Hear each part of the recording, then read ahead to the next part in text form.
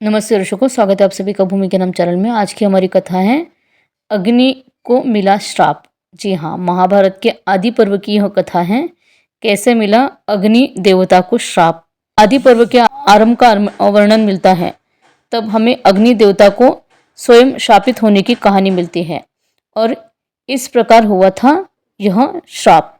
ब्रह्मा के पुत्र भृगु मुनि की एक सुंदर पत्नी थी जिसका नाम था पुलोमा।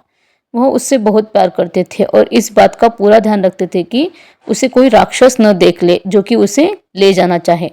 और सच तो यह था कि पुलोमा का विवाह पहले एक राक्षस के साथ हुआ था, लेकिन बाद में उसकी शादी भृगु से हो गई और यह राक्षस अभी भी उसे ढूंढ रहा था ताकि वह उसे वापस ले जा सके।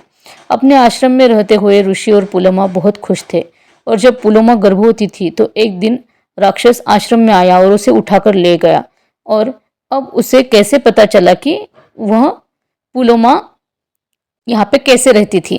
राक्षस ने अग्नि से, जो कि हर जगह मौजूद था, जो पवित्र अग्नि के रूप में आश्रम में भी मौजूद था, उस महिला को पहचानने के लिए कहा। अग्नि तो झूठ नहीं बोल सकती थी और उन्होंने राक्षस को बताया कि वह कौन थी।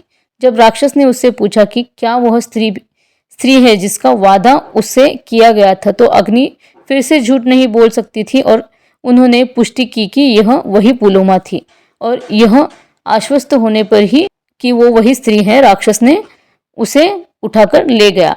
पुलोमा के गर्भ में पल रहा बच्चा इस जबरन अपहरण से इतना परेशान हो गया कि वह उसके गर्भ से बाहर गिर गया और उसका नाम च्यवन रखा गया। वह लड़का इतना तेजस्वी था कि सूरज के समान उसका तेज था और चौंके हुए राक्षस ने पुलोमा को गिरा दिया और तुरंत नीचे गिर गया और जलकर राख हो गया।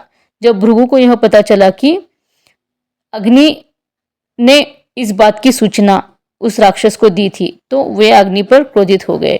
उन्होंने अग्नि को श्राप दे दिया कि वह हर चीज का भक्षक हो जाएगी, शुद्ध और अशुद्ध बिना किसी के भेद।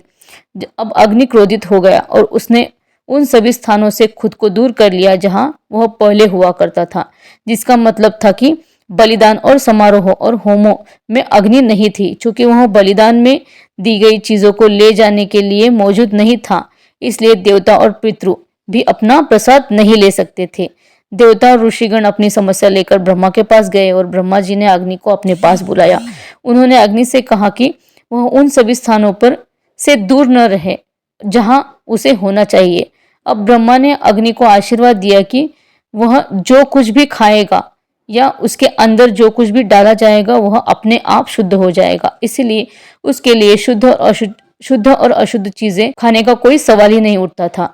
अब अग्नि प्रसन्न होकर पुनः होम, बलिदान, अनुष्ठान और यज्ञों में लग गई और जो कुछ भी अग्नि में डाला जाता है उसे अर्पित किया जाता है, उसे अग्नि के स्पर्श के कारण शुद्ध माना जाता है। तो यह थी कथा, कैसे मिला था अग्नि को श्राप और कैसे हर एक चीज अग्नि में जाने के बाद पवित्र यानी कि शुद्ध हो जाती है। अगर आपको ये कथा अच्छी लगी तो चैनल को सब्सक्राइब करिए, लाइक और शेयर करिए। धन्यवाद।